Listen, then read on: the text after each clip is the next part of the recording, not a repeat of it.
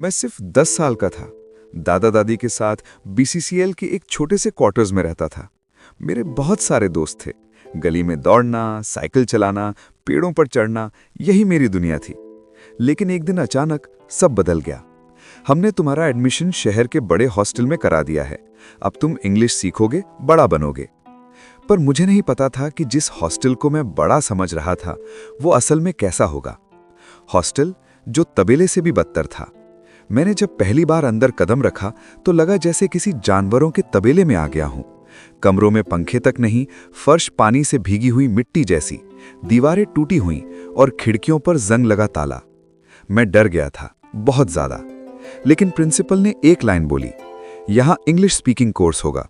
बस यही सुनकर घर वालों ने मुझे वहीं छोड़ दिया और मैं रो भी नहीं पा रहा था। गले में अटका हुआ डर और आंखों में रुके हुए आंसू। मुझे लड़कियों के कमरे में डाल दिया गया। यशपाल, जो कि हॉस्टल चलाता था, उसने कहा, रूम फुल हैं, तू अभी उधर रह ले, लड़कियों के रूम में। ये सुनकर शायद लोगों को मजाक लगे, पर मेरी उम्र सिर्फ 10 साल थी। मैं इतना गुमसुम था कि डर के मारे बोल भी नहीं पा रहा था। लेकिन धीरे धीरे वहां की लड़कियों से मेरी दोस्ती हो गई। वो बहुत मासूम थीं।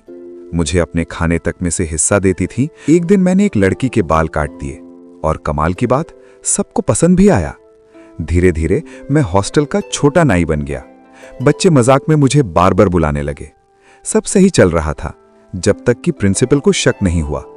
उसे लगा कि अब मैं बड़ा हो रहा हूं और लड़कियों के साथ नहीं रहना चाहिए, और फिर शिफ्ट कर दिया गया रूम नंबर 3 में।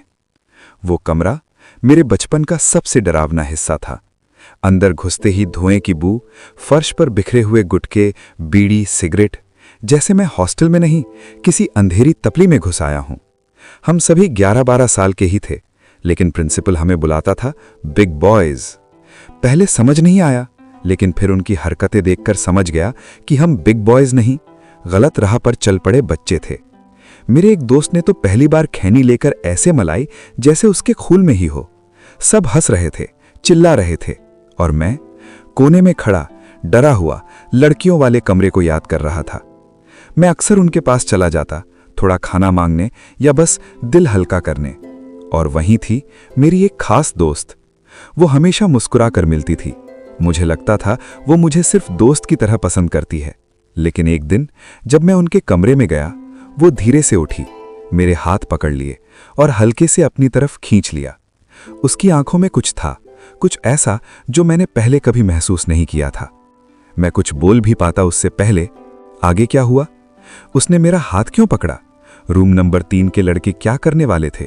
और मेरी जिंदगी का सबसे बड़ा मोड़ कहां आने वाला था?